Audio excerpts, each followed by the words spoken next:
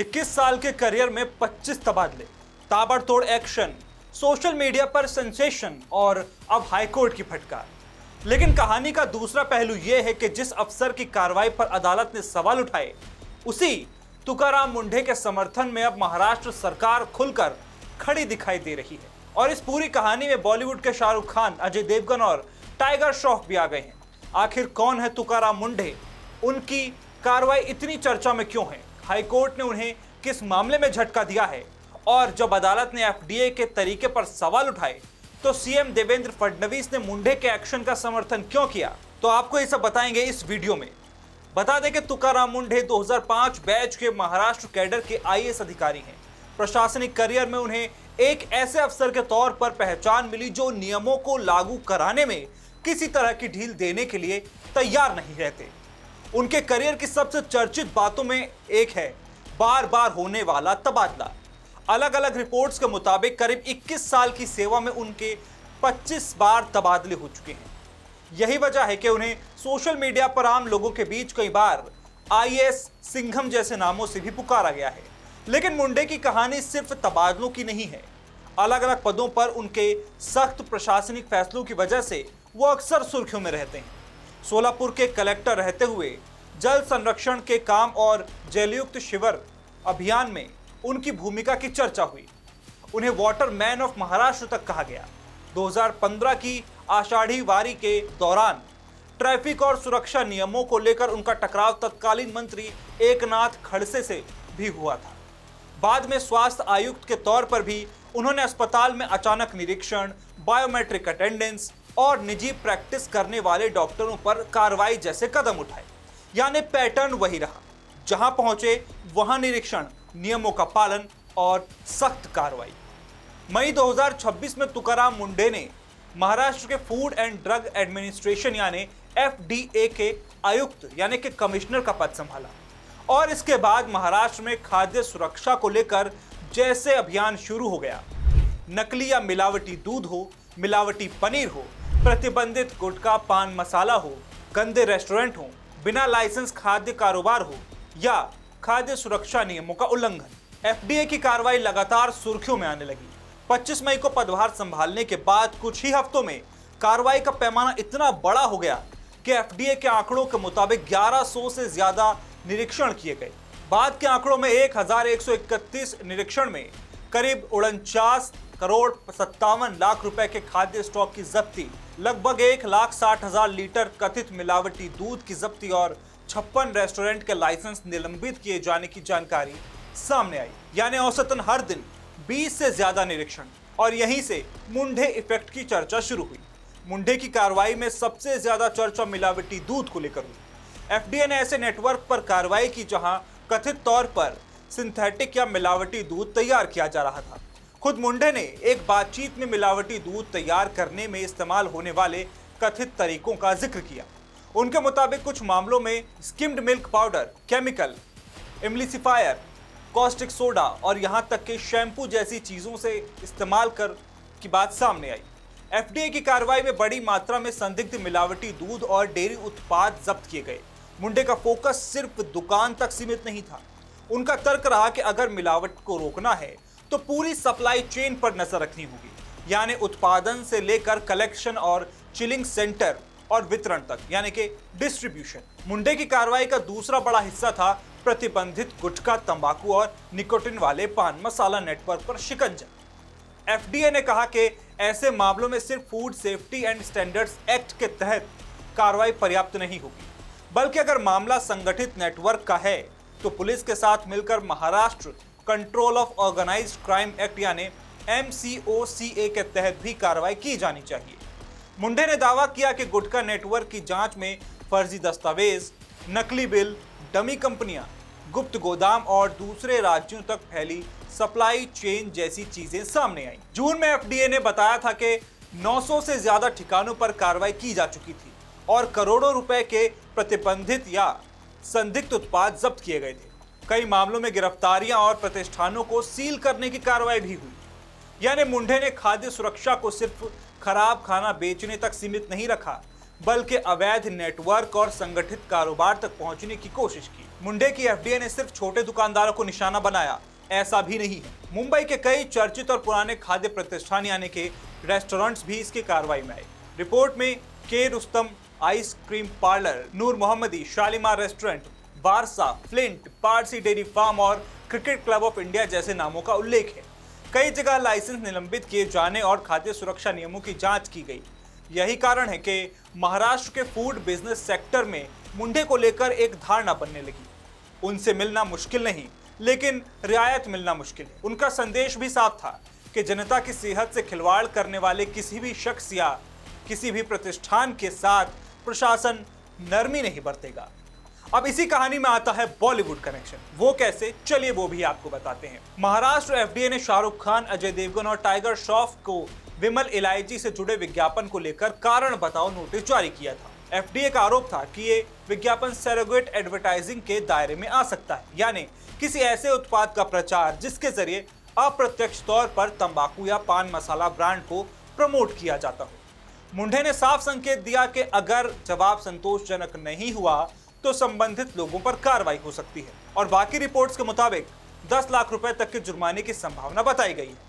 यानी मामला सिर्फ दुकानदारों और रेस्टोरेंट तक नहीं रहा, अब सवाल बॉलीवुड के सितारों तक भी पहुंच गया। शाहरुख खान, अजय देवगन और टाइगर श्रॉफ जैसे नामों को नोटिस मिलना अपने आप में बड़ी खबर थी और मुंडे का संदेश भी यही था कि कानून के दायरे में आने वाला कोई शख्स सिर्फ इसलिए अलग नहीं हो सकता कि वो एक बड़ा नाम है। लेकिन इसी बीच हाई कोर्ट से आया बड़ा झटका। एक तरफ मुंडे की कार्रवाई की तारीफ हो रही थी, दूसरी तरफ उनके विभाग को बॉम्बे हाई कोर्ट से बड़ा झटका लगा। मामला पुणे की एक मिठाई और डेयरी दुकान से जुड़ा था। शिकायत के बाद एफडीए ने 12 जून को दुकान का निरीक्षण किया।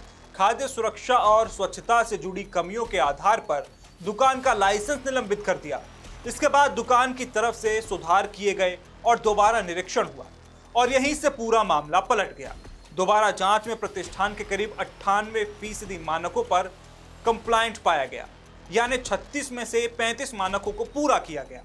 इसके बावजूद लाइसेंस बहाल नहीं किया गया। बॉम्बे हाईकोर्ट ने एफडीए के रवैये पर सवाल उठाए और कहा कि जब दोबारा जांच में 98% अनुपालन सामने आ गया तो लाइसेंस बहाल करने की दिशा में तुरंत कदम उठाया जाना चाहिए। अदालत ने एफडीए को दुकान को 5 लाख रुपए का जुर्माना देने का आदेश भी दिया और कारोबार दोबारा शुरू करने की अनुमति।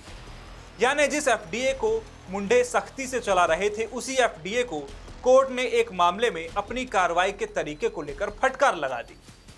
कोर्ट की टिप्पणी का सार ये था कि एफडीए की मंशा भले ही सार्वजनिक स्वास्थ्य की रक्षा करना हो, लेकिन कार्रवाई करते वक्त प्रक्रिया और अनुपातिकता का भी ध्यान रखना जरूरी है। अदालत ने यह भी टिप्पणी की कि उसका पहले का आकलन था कि विभाग की मंशा अच्छी है और उसने एक जरूरी काम शुरू किया है, लेकिन कुछ मामलों में कार्रवाई जरूरत से ज्यादा आगे चली गई। यानी अदालत ने खाद्य सुरक्षा के उद्देश्य को खारिज नहीं किया, सवाल कार्रवाई के तरीके और लाइसेंस बहाल करने में हुई देरी पर उठाया और यही फर्क इस कहानी को दिलचस्प बनाता है। मुंडे ने अपनी कार्रवाई का बचाव किया। हाईकोर्ट के आदेश के बाद तुकाराम मुंडे ने अपने विभाग की कार्रवाई का बचाव करते हुए कहा कि एफडीए ने जो किया वो सार्वजनिक हित में किया गया। उनका तर्क था कि खाद्य सुरक्षा का मुद्दा सीधे लोगों के स्वास्थ्य से जुड़ा है और ऐसे मामलों में प्रशासन को शिकायतों और उल्लंघन को गंभीरता से लेना होगा। यानी मुंडे के लिए सिर्फ एक दुकान के लाइसेंस की नहीं, उनकी पूरी रणनीति ही यही है कि खाद्य सुरक्षा को लेकर डर और लापरवाही दोनों खत्म। लेकिन अदालत ने इसी सख्ती के बीच प्रशासनिक प्रक्रिया और नागरिकों के अधिकारों का संतुलन बनाए रखने की जरूरत पर जोर दिया। अब सबसे अहम सवाल, जब हाईकोर्ट ने एफडीए की कार्रवाई पर सवाल उठाए हैं तो सरकार का क्या रुख है? महाराष्ट्र के मुख्यमंत्री देवेंद्र फडणवीस ने मुंडे की कार्रवाई का समर्थन किया है। सरकार की तरफ से जो संदेश निकल कर आया उसका मतलब साफ है, खाद्य मिलावट, प्रतिबंधित पदार्थों की बिक्री और लोगों की सेहत से जुड़े मामलों में सख्ती जरूरी है। इससे पहले भी महाराष्ट्र विधानसभा में अलग अलग दलों के विधायकों ने मुंडे के काम का समर्थन किया था। कुछ विधायकों और उपभोक्ता संगठनों ने सरकार से यह भी सुनिश्चित करने की अपील की थी कि उन्हें जल्दबाजी में ट्रांसफर ना दिया जाए। यानी जिस अधिकारी के करीब 25 तबादले उनकी पहचान का हिस्सा बन चुके हैं, इस बार उन्हें राजनीतिक और सामाजिक स्तर पर समर्थन मिल रहा है। अब तुकाराम मुंडे के सामने सबसे बड़ी चुनौती सिर्फ मिलावटखोरों पर कार्रवाई करना नहीं है, चुनौती ये भी है कि सख्ती और प्रक्रिया के बीच संतुलन कैसे बनाया जाए, क्योंकि एक तरफ महाराष्ट्र में मिलावटी दूध, नकली या घटिया खाद्य सामग्री, प्रतिबंधित गुटखा और अस्वच्छ खाद्य प्रतिष्ठानों के खिलाफ सख्त कार्रवाई की मांग लंबे समय से होती रही है। दूसरी तरफ किसी कारोबारी का लाइसेंस निलंबित करना उसके पूरे कारोबार को रोक सकता है। इसलिए अगर दोबारा जांच में कमियां दूर हो जाती हैं तो लाइसेंस बहाली में देरी पर सवाल उठना लाजमी है। यही बात हाईकोर्ट के फैसले से भी सामने आई है। मुंढे की लोकप्रियता का एक कारण उनकी कार्रवाई का तरीका भी है। एफडीए की छापेमारी, जब्ती और निरीक्षण से जुड़े अपडेट लगातार सार्वजनिक होते रहे हैं। तस्वीरें, वीडियो और कार्रवाई के आंकड़े सामने आने से आम लोगों को यह दिखता है कि विभाग क्या कर रहा है।